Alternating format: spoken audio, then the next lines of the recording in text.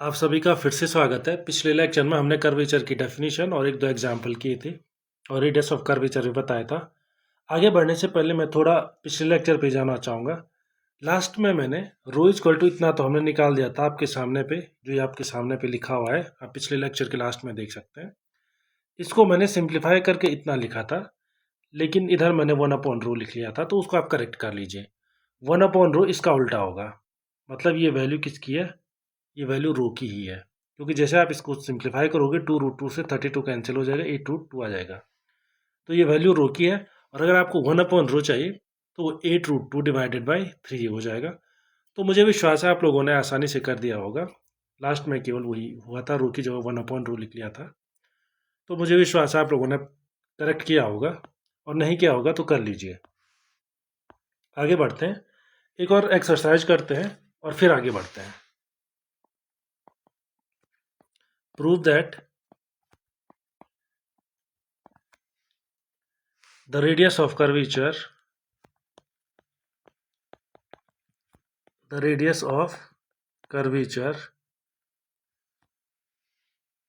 at any point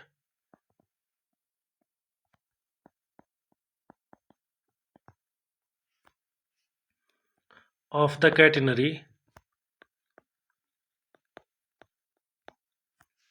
catenary की question होती है y equal to c cos hyperbolic x y C.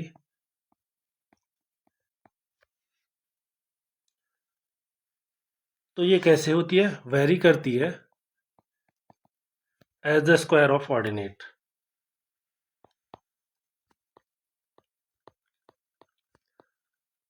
Ordinate किसको कहते हैं?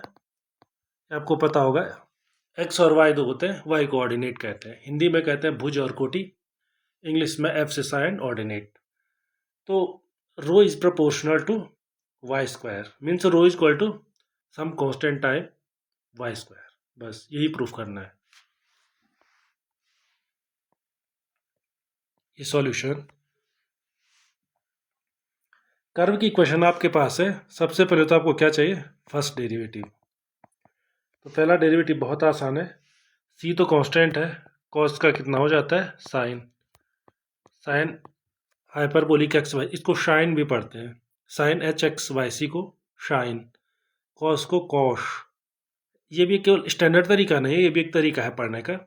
साइन एच भी पढ़ते हैं इसे, sine h x y c, sine hyperbolic x y c, इसको शाइन भी पढ़ते हैं, शाइन। तो देख लीजिए, sine h x y c और 1/3 तो आएगा ही। तो एक दूसरे से कौन कैंसिल होने के बाद कितना मिल जाएगा आपको? ना, इतना नहीं मिलेगा, केवल साइन ही मिलेगा।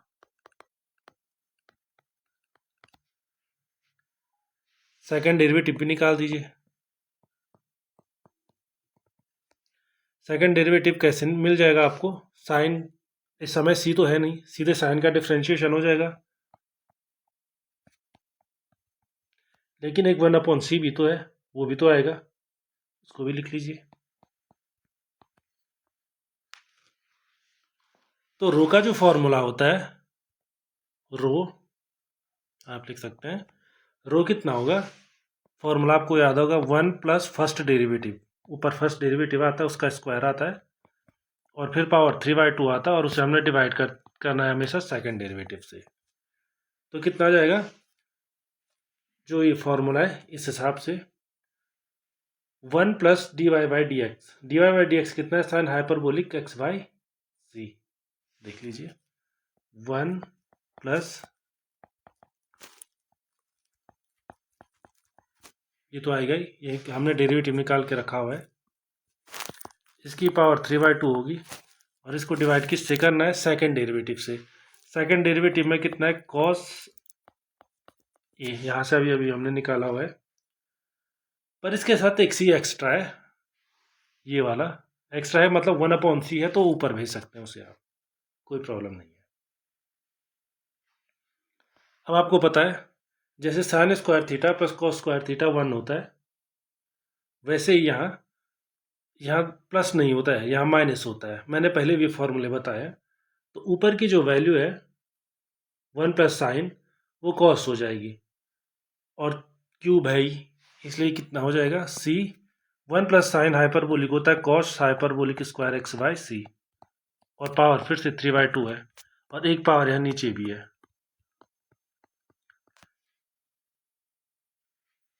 तो एक्स वाई रिलेशन में कितना होता है, 1 minus sine square cos theta is equal to cos square theta. यहाँ 1 plus sine hyperbolic square theta is equal to cos square theta होता है, ये हमने पहले भी कहा है।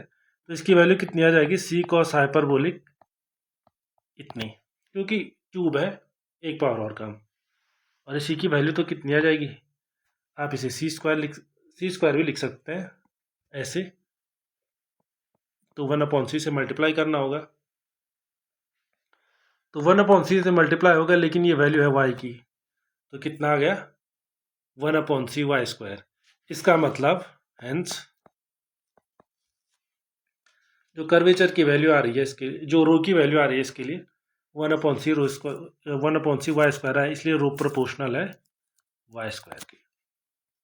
मतलब रो उसी हिसाब से वेरी करता है जिस हिसाब से वाई वेरी करता है, उसका स्क्वायर लेना है। और मैंने आपको बताया होगा कि कैटेनरी होता क्या है। अगर आपके पास कोई भी धागा है, हल्का सा धागा, आइडियल स्ट्रिंग, उसको 2 पॉइंट के बीच में आप लटका दीजिए, 2 की दीवार पे लगा लीजिए, उसके बीच लटका दीजिए, जो शेप बनता है वो कैटेनरी बनता है।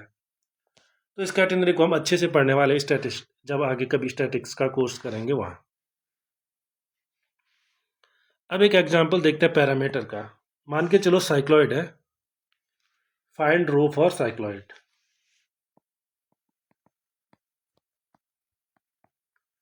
फाइंड रो फॉर साइक्लॉइड, किसी भी एक साइक्लॉइड के लिए आप निकाल दीजिए। तो एक साइक्लॉइड की इक्वेशन मैं यहाँ पे लिख रहा हूँ, x equal to a theta plus sine theta या T plus sine T parameter है, y equal to a, correct हो गया, और 1 माइनस कॉस टी। प्लस हो सकता है, माइनस हो सकता है, कहीं पे भी, तो आप देख लीजिए। पर साइक्लॉइड का शेप अलग होगा, कई चीज़ें सेम रहने वाली हैं, जैसे आर्क लेंथ सेम रहेगी, उसका एरिया विद रिस्पेक्ट टू जहाँ भी उसका बेस है, या उसका सॉलिड ऑफ रिवोल्यूशन निकालेंगे, वैसे अलग अलग एक्सिस पे अलग अलग आएगा, लेकिन उसका वॉल्यूम उतना ही रहेगा, चाहे उल्टा हो साइक्लॉइड चाहे उल्टा हो। तो इसको सॉल्यूशन कहाँ से करेंगे आप, सबसे पहले आप D x by d T निकालेंगे, बड़ा आसान है। D x by d T यहीं पे निकाल सकते हैं हम, 1 प्लस कॉस टी। फिर आप निकाल दीजिए d y by d t, ये भी हम यहीं पे निकाल सकते हैं। D y by d t बहुत आसान है, ए साइन टी आ जाएगा। और वैसे भी हमें पता है d y by d x 10t/2 आता है इसके लिए, लेकिन फिर भी अगर मालूम नहीं है तो एक बार कर सकते हैं। D y by d x क्या हो जाएगा, इन दोनों का ratio, d y d t निकालिए एक बार, उसके बाद डी एक्स डी टी निकालिए, इन दोनों का रेशियो। तो ऊपर क्या जाएगा साइन टी, नीचे क्या जाएगा कॉस टी, और 1 प्लस कॉस टी। फिर से फॉर्मूला यूज कर दीजिए, 2 sine t by 2 cos t by 2, फिर 2 cos square t by 2, sine theta कितना होता है 2 sine theta by 2 cos theta by 2, या साइन 2 थीटा कितना होता है 2 साइन थीटा कॉस थीटा। ऐसे 1 प्लस कॉस 2 थीटा कितना होता है 2 कॉस स्क्वायर थीटा बाई 2। अब इसको सिंप्लीफाई कर दीजिए, आपके लिए छोड़ रहा हूँ 10t/2। कैसे, 2 कैंसिल, कॉस कॉस कैंसिल, जो बच गया वो हो गया 10t/2। और वैसे हम इतनी बार डिफ्रेंशिएट कर चुके हैं, याद हो जाना चाहिए। सेकंड डेरिवेटिव, सेकंड डेरिवेटिव कितना होता है, फिर से इसको डिफ्रेंशिएट करना है। तो 10 का डिफ्रेंशिएशन होता है सेक स्क्वायर थीटा। पर ध्यान रखना है एक्स के रिस्पेक्ट में डिफ्रेंशिएट कर रहे हैं, ये टी का फंक्शन है, और 1/2 भी होगा, और साथ ही में D T by d x भी होना चाहिए, क्योंकि हमारा जो डिफ्रेंशिएशन है वो टी के रिस्पेक्ट में होना चाहिए। ये टी का फंक्शन है, पर हमने किया किसके रिस्पेक्ट में है, एक्स के रिस्पेक्ट में। चेन रूल है, कोई बहुत ज़्यादा डिफिकल्ट चीज़ है नहीं। और 1/2 sec square t by 2, sec square t by 2 को आप नीचे भेज सकते हैं, तो कितना आ गया cos square t by 2। D T by d x कितना आ जाएगा, ये देखो निकाल के रखा है हमने, D x by d T हमने निकाल के रखा हुआ है। dx/dt को फर्दर आप जैसे आपने यहाँ पे लिखा हुआ है इसको 1 + cos t को कितना लिखा है 2 cos स्क्वायर t/2, वैसे यहाँ पे फिर से लिख सकते हैं। तो लिख लीजिए 2a भी आ जाएगा और cos स्क्वायर t है तो ये 4 हो जाएगा। तो आंसर कितना आ गया? आप यहीं पे थोड़ी देर के लिए रुक सकते हैं। 1/4a ऐसे लिख लो और 1/cos to the power 4 t/2 यहाँ पे रुक जाओ। अब कैसे निकालेंगे आप? मैं ये दूसरे तरीके से कर रहा हूँ। पहला तरीका क्या है, मैंने कल आपको कार्टेशियन का फॉर्मूला बताया ही था, एक एक करके रखना, उसमें स्टार्ट कर दो। नहीं तो ऐसे ही कर लो, कार्टेशियन से ही कर लो। जरूरी क्या है पैरामीट्रिक का फॉर्मूला लाना ही लाना। पैरामीट्रिक का फॉर्मूले से तो आपको पता ही कितना होता है, वहाँ से भी कर सकते हैं, कोई प्रॉब्लम नहीं है। पर ज़रूरी क्या है, सीधे हो रहा है तो इसी से कर लो। तो रो कितना होता है आपको फॉर्मूला याद होगा, 1 + y1² और पावर 3/2 और डिवाइडेड बाई y2। कितना हो जाएगा ये 1 + 10t/2 और इसका स्क्वायर, गलत हो गया, इसका स्क्वायर 3/2। और किस चीज़ से डिवाइड करेंगे इसे? सेकंड डेरिवेटिव से। सेकंड डेरिवेटिव कितना है 1/4a cos to the power 4 और t/2। ये पूरे का पूरा 1 के नीचे है, तो आप थोड़ा देख लीजिए जो ये अलग अलग लिखा हुआ है। मैंने चाहो तो अलग अलग फिर से लिख लो। अब इंटरेस्टिंग क्या है, 1 + tan स्क्वायर थीटा कितना होता है sec स्क्वायर थीटा। स्क्वायर से square cancel, sec cube theta. पर उसके बाद cos to the power 4 theta भी तो ऊपर जाएगा, थीटा मतलब t/2, तो सारे कैंसिल हो जाएंगे, सिर्फ एक पावर बची रहेगी। लेकिन 4a भी उसके साथ साथ ऊपर जाएगा, तो केवल cos की एक पावर बची रहेगी। तो आप यहीं पे रुक सकते हैं। ये क्या होता है, रो की वैल्यू होती है साइक्लॉइड के लिए। बाकी अलग अलग साइक्लॉइड जो होते हैं उनके लिए आप निकाल के देख सकते हैं कितनी होती है। हम आगे बढ़ेंगे। अब हम देखेंगे किसके लिए, पोलर के लिए। रेडियस ऑफ कर्वेचर या कर्वेचर दोनों सेम ही होते हैं, सेम इस सेंस में होता है, एक को निकालो दूसरा खुद निकल जाता है। कर्वेचर लेकिन किस फॉर्म में है? पोलर फॉर्म में।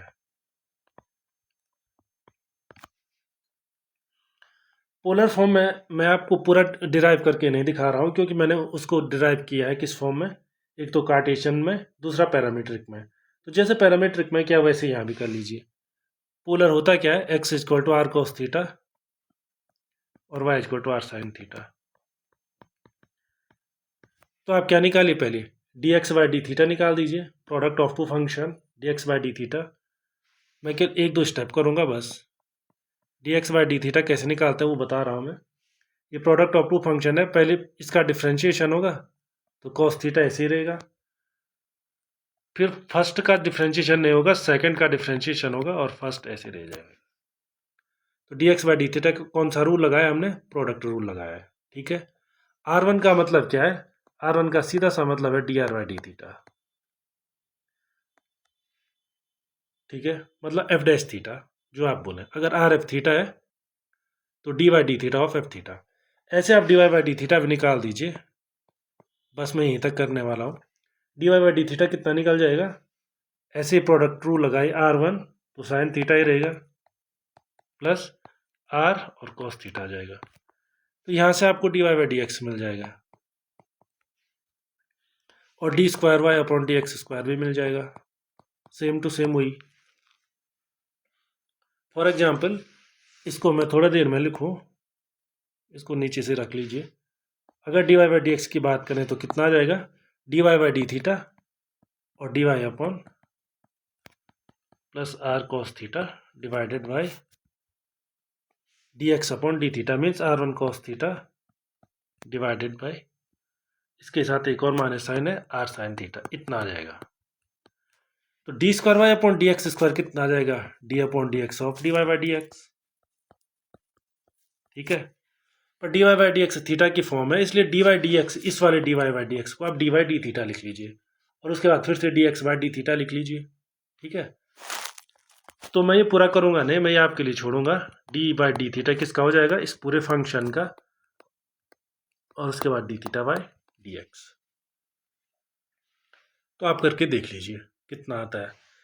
तो ये क्यों किया मैंने, क्योंकि हमारे पास रेडीमेड फार्मूला है रो का फार्मूला y1 और y2 की टर्म में रेडीमेड है, 1 प्लस y1 का स्क्वायर होता है और उसके बाद 3/2 पावर होती है और उसे डिवाइड y2 से करते हैं। ये हमारे पास फॉर्मूला है। तो करके देख लीजिए, आंसर इतना आ जाएगा r² plus r1 square divided by, जैसे कुछ कुछ आपको उसमें मिला था पैरामीट्रिक इक्वेशन में, तरीका कुछ कुछ वही है, r² plus 2r1 square minus r2। तो किसका फॉर्मूला हो गया, कर्वीचर का। इसमें r1 क्या है, r2 क्या है, ये क्वेश्चन अगर आ रहा है तो r1 बहुत आसान है, जो डिफ्रेंशिएशन होता है एफ डैश थीटा लिख लीजिए, क्योंकि r कितना होता है, एफ थीटा होता है। पोलर इक्वेशन में r हमेशा थीटा का फंक्शन होता है। तो r1 क्या है, इसको एक बार डिफ्रेंशिएट करके देख लो कितना आ रहा है, उसे r1 कह दो। r2 क्या है, इसको फिर से डिफ्रेंशिएट करके देख लो, ये थीटा है, ये जीरो नहीं है, ये थीटा है। तो r1 r2 तो मैंने आपके लिए इसलिए छोड़ा है क्योंकि बहुत मुश्किल नहीं है। आप फर्स्ट डेरिवेटिव सेकंड डेरिवेटिव निकाल दीजिए, फाइनल फॉर्मूला ये आएगा जिसका आप यूज करेंगे। क्वेश्चन में r और थीटा के बीच रिलेशन दिया हुआ होगा, आपको रो निकालना होगा, तो आप डिफ्रेंशिएट करके देख लीजिए। एक और काम करते हैं, जो ये कर्वेचर होता है पीडल फॉर्म में भी देखते हैं इसे।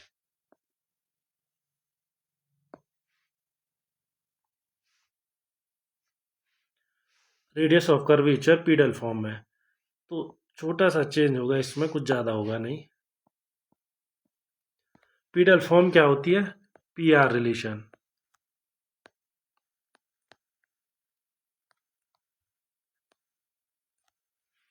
पी और आर के बीच का रिलेशन क्या होता है, पीडल फॉर्म होता है, आपको पता है। तो पीडल फॉर्म में आप कैसे करेंगे, आप यहां से स्टार्ट कीजिए, हमें पहले से ही पता है कितना है, we know.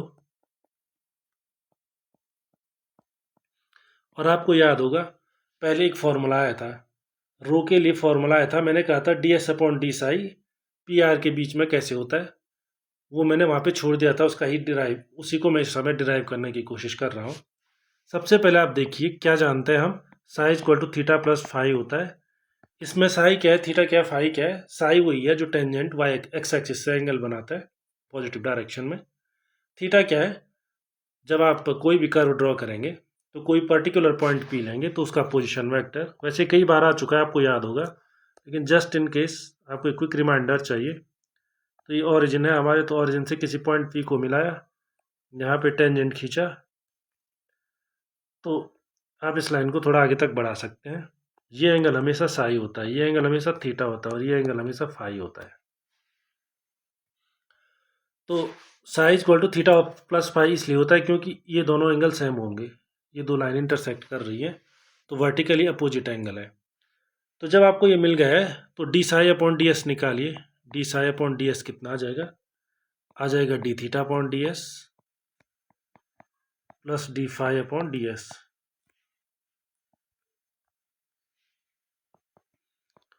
D theta upon D S plus D phi upon D S को मैं थोड़ा चेंज करके लिख रहा हूँ, कितना लिख रहा हूँ मैं इसे, D phi divided by D R और D R divided by D S. आपने अगर पिछले लेक्चर मिस नहीं किए होंगे तो अब आप देखिए उनकी मैं कैसे हेल्प ले रहा हूँ। D psi upon D S को तो मैं 1/रो लिख ही सकता हूँ, इसमें नया कुछ है ही नहीं। तो 1/रो कितना हो गया, D theta upon D S. आपको याद होगा इसकी वैल्यू कितनी होती है, 1/r साइन फाई। जब टेंजेंट एंड नॉर्मल का चैप्टर हमने किया था, थोड़ा हिंट दे देता हूँ, अगर आपने वो चैप्टर नहीं देखा हो तो देख लीजिए।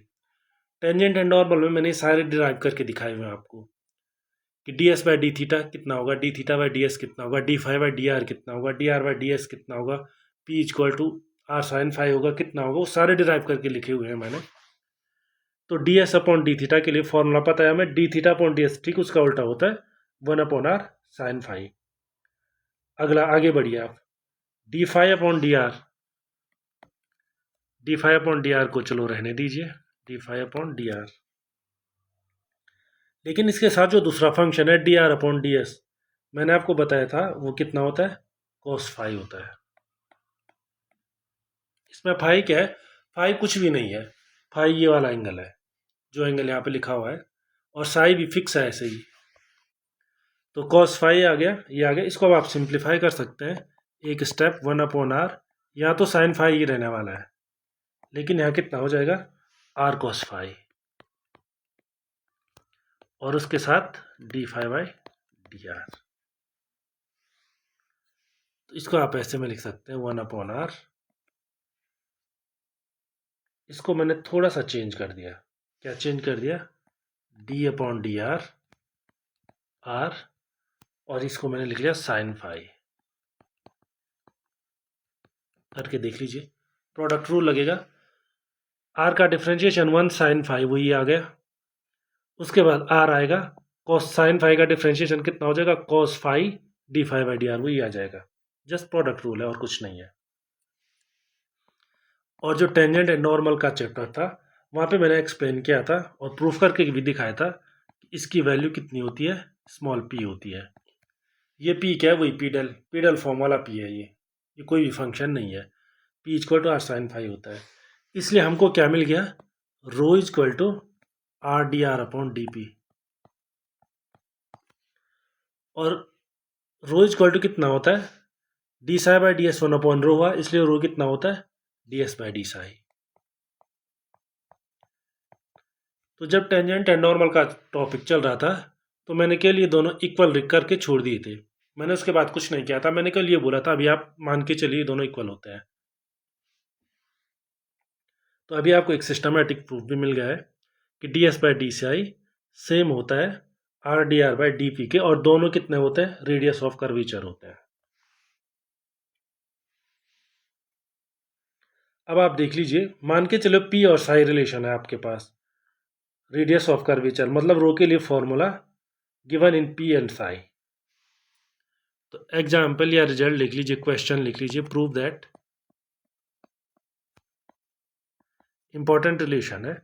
रिलेशन क्या है, जो रो होता है वो कितना होता है, पी, ये रो है, P plus d square P over D psi square.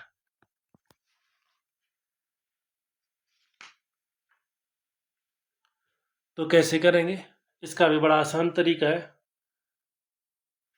सबसे पहले स्टार्ट कहाँ से करें, तो आप देख लीजिए सॉल्यूशन। जो डी पी डी साई होगा, D P over D Sai, वो कितना होगा, मैं थोड़ा देख रहा हूँ। इसकी वैल्यू होनी चाहिए D P over D are over D S over D Sai. कुछ नहीं है, सिर्फ चेन रूल है। डी आर डी एस ये बीच में एक्स्ट्रा लाया हूँ मैं। डी पी डी आर जो है उसको मैं ऐसे लिख रहा हूँ, D P over D are. लेकिन D are by D S कितना होता है, कॉस फाई।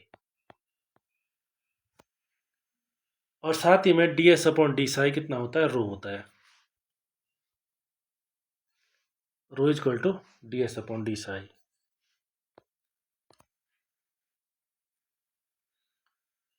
तो इसे अब आप सिंप्लीफाई कर दीजिए।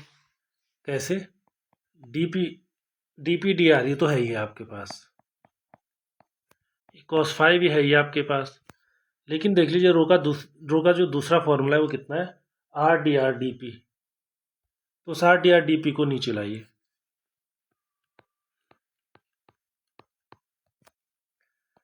फर्दर जो कैंसिल हो रहा है उसको कैंसिल कर लीजिए, वो कितना हो जाएगा, r cos phi, as a final answer. ठीक है, तो अब आपको मिला क्या इससे। अब मैं थोड़ा देखना चाह रहा हूँ इसकी वैल्यू कितनी होती है, p square plus d p by D psi whole square कितना होता है, मैं थोड़ा देखना चाह रहा हूँ इसकी वैल्यू। तो पी तो आर साइन फाई होता है, थोड़ी देर पहले कहा था। और टेंजेंट एंड नॉर्मल में तो हमने डिटेल में एनालिसिस किया था इस चीज़ का कि पी कैसे फाई से कनेक्टेड होता है, कैसे अलग अलग रिलेशन आपस में इंटर कनेक्टेड होते हैं। और इसकी value r square cos square phi होती है, ये भी हमें पता है। इसलिए फाइनल आंसर कितना आ जाएगा, आर स्क्वायर। अब हम कितने दूर है अपने क्वेश्चन से, काफ़ी नज़दीक है। D P upon D psi है, लेकिन हमें सेकंड डेरिवेटिव चाहिए। सेकंड डेरिवेटिव चाहिए तो एक बार फिर से डिफ्रेंशिएट कर लो। Differentiate cheating with respect to, ध्यान दीजिए किसके रिस्पेक्ट में, पी के रिस्पेक्ट में। जैसे आप करेंगे पी स्क्वायर का 2p होता है, बताइए हमें। D p by D psi है, सबसे पहले तो उसका कितना हो जाएगा 2 D p by D Sai. अब डी बाई डी पी कितना होगा, डी, ये देख लीजिए, डी बाई डी पी किस पे ऑपरेट होगा, D p by D Sai पे। और उसके बाद जो राइट हैंड साइड है वो कितना है, is equal to, right hand side में जब डी बाई डी पी करोगे आप तो सबसे पहले 2r आ जाएगा और उसके बाद D R by d P. इसको थोड़ा सिंप्लीफाई कर, सबसे पहले 2 कैंसिल हो रहा, कर लीजिए p plus 2 D P D Sai into, देख लीजिए इसको लिख लीजिए आप D square P D psi square, लेकिन डी साई डी पी भी लिख लीजिए, चेन रूल, क्योंकि आप पी के रिस्पेक्ट में डिफ्रेंशिएट कर रहे हैं लेकिन साई लाए हैं आप, तो साई हटाना ही पड़ेगा, इसलिए d psi by d p is equal to are d P.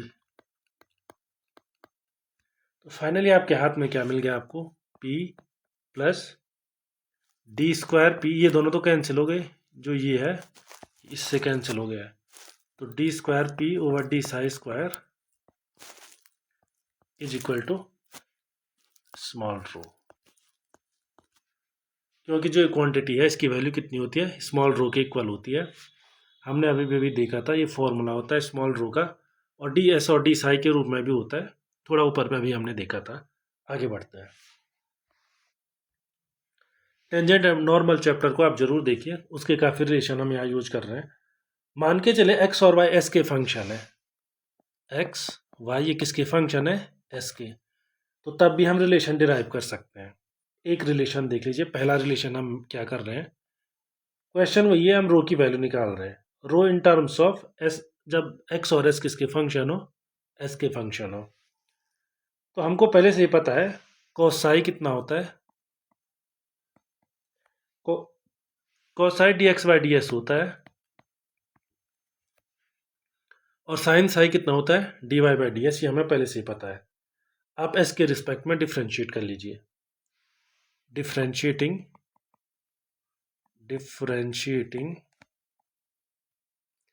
इसे करेक्ट कर लीजिए, डिफ्रेंशिएटिंग विद रिस्पेक्ट टू, किसके रिस्पेक्ट में, साई एस के रिस्पेक्ट में, क्योंकि हमें एस चाहिए, एक्स एस का फंक्शन है, वाई भी एस का फंक्शन है, तो अलग अलग फॉर्मूले। एस के इसमें जब हम डिफ्रेंशिएट करेंगे तो क्या मिलेगा, सबसे पहले तो माने साइन साई मिलेगा लेफ्ट हैंड साइड, और साथ ही में d psi by D s भी मिलेगा, is equal to right hand side कितना मिल जाएगा, d square x over D S square. पर यहाँ पे हमारे पास फॉर्मूला है, इसको तो हम माने साइन साई रहने दे सकते हैं, लेकिन ये 1 रो है, तो इस रो को आप यहाँ पे लिख सकते हैं, D square x over D S square, और जो रो होता है वो कितना होता है, माइनस साइन बाहर आ जाएगा, और sine psi divided by d square x over D S square. अब आप यहाँ पे क्वेश्चन आ सकता है, साइन साई पॉजिटिव हुआ और d square x by D S square positive हुआ, तो रो तो नेगेटिव हो गया ना, वो तो रेडियस से नेगेटिव कैसे हो सकती है। तो इसका इंटरप्रिटेशन मैंने पिछले लेक्चर में दिया था, सिर्फ डायरेक्शन चेंज होती है, रो नेगेटिव हो सकता है। तो एक फॉर्मूला ये भी है, इसमें अगर एक्स एस का फंक्शन है तो रो को आप इस तरीके से निकाल सकते हैं। दूसरा इसी तरह से सेम टू सेम ऐसे बढ़िए, लेकिन अगर आपको जो है साइन साई हटाना है तो आप इसे हटा सकते हैं, क्योंकि साइन साई कितना होता है, d y by D s divided by d square x by D S square. ठीक है, अगर ये कब है ये फॉर्मूला, जब एक्स और वाई एस के फंक्शन हो, अगर आपको गिवन है किसी क्वेश्चन में तो आप सीधे रो इससे भी निकाल सकते हैं बिना किसी बाहर के किसी फॉर्मूले को यूज किए हुए। सेम टू सेम वही प्रोसेस फिर से कीजिए और रो निकाल दीजिए। मैंने कॉस साई से स्टार्ट किया, फिर से कीजिए सिमिलर फैशन में, साइन साई से स्टार्ट कर लीजिए, तो जो फाइनल आंसर मिलेगा आपको वो मिलेगा d x by D s, केवल एक्स और वाई को इंटरचेंज कर रहा हूँ मैं, और d square y over ds square. कैसे होगा ये? स्टार्ट कहाँ से करो, ये आपके लिए मैं हिंट दे रहा हूँ, फॉलो सेम टू सेम यही स्टेप करना है आपने। स्टार्ट आपने करना है जो साइन साई होता है वो dy बाई डी एस होता है। जब हमने स्टार्ट किया था तो हमने कॉस साई से स्टार्ट किया था dx बाई डी एस, फिर हमने डिफ्रेंशिएट किया और आगे बढ़ते रहे, खुद ब खुद ये फॉर्मूला आ गया। तो अब आप स्टार्ट किससे कर दीजिए, साइन साई से। Sine psi divide by D S, same to same वही प्रोसेस, और यहाँ तक लाइए, आपको ये फॉर्मूला मिल जाएगा। और एक और चीज़ है,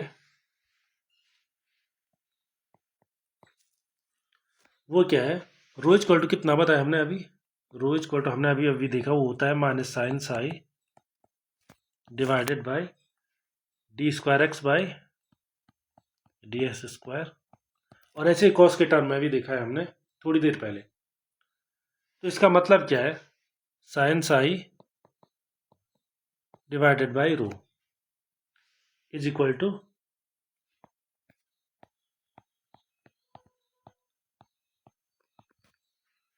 माइनस साइन है, लेकिन आप उसे इग्नोर कर सकते हैं क्योंकि आप स्क्वायर करने वाले हैं। ऐसे ही cos साई अपॉन रो भी निकल जाएगा इस वाले से, क्योंकि d x upon D s finally होता है क्या है, d y by D s sine psi होता है, d x upon D s cos psi होता है। तो ये cos साई अपॉन रो अगर आपको निकालना है तो कितना हो जाएगा इस वाली क्वेश्चन से, क्योंकि d x upon D S कितना होता है, cos साई होता है। तो cos साई अपॉन रो कितना हो गया, सेम टू सेम वही logic, D square y over D S square. और sine square theta plus cos square theta 1 होता है, ठीक है। Hence 1 upon rho square is equal to D square, आप कहीं से भी स्टार्ट कर सकते हैं, वाई से स्टार्ट कर लीजिए, plus d square x over D S square का होल। ये कैसे हुआ, दोनों साइड का आपने स्क्वायर कर दिया और ऐड कर लिया। तो आप चाहे आपके लिए एक बार लिख सकता हूँ मैं, जिससे आपको कोई कन्फ्यूजन ना रहे, ये भी स्क्वायर हो जाएगा, ये भी स्क्वायर हो जाएगा, ये भी हो जाएगा। एक बार आप सिंप्लीफाई करके देख लीजिए। तो sign square theta plus cos square theta 1 होता ही है, हमने उसी फॉर्मूले को यूज किया है। तो जैसे वो 1 होगा तो लेफ्ट हैंड साइड केवल 1 अपॉन रो स्क्वायर बचा रहेगा, राइट हैंड साइड जो बचा रहेगा वो आपके सामने है। तो जो ये रिलेशन है इसमें आप देख लीजिए, इसमें एक्स और वाई किसके फंक्शन है, एस के फंक्शन है, डिफ्रेंशिएशन एस के रिस्पेक्ट में हो रहा है। एस क्या होता है, आर्क लेंथ। तो कभी भी अगर जब कभी भी आपके पास एक्स और वाई एस के फंक्शन हो तो आप ऐसे भी कर सकते हैं, गिवन हो, अगर आसान है करने में, इनका यूज आप कर सकते हैं। और रेडियस ऑफ कर्वेचर या कर्वेचर भी आप इन फॉर्मूले से निकाल सकते हैं। इसमें देखिए कंप्लीटली ना कहीं d y by d x है ना कुछ और है, completely in the terms of d x by D s and d y by D s, उनके डेरिवेटिव्स के। तो अगले वाले लेक्चर में हम इसको और आगे बढ़ाएंगे। Thank you.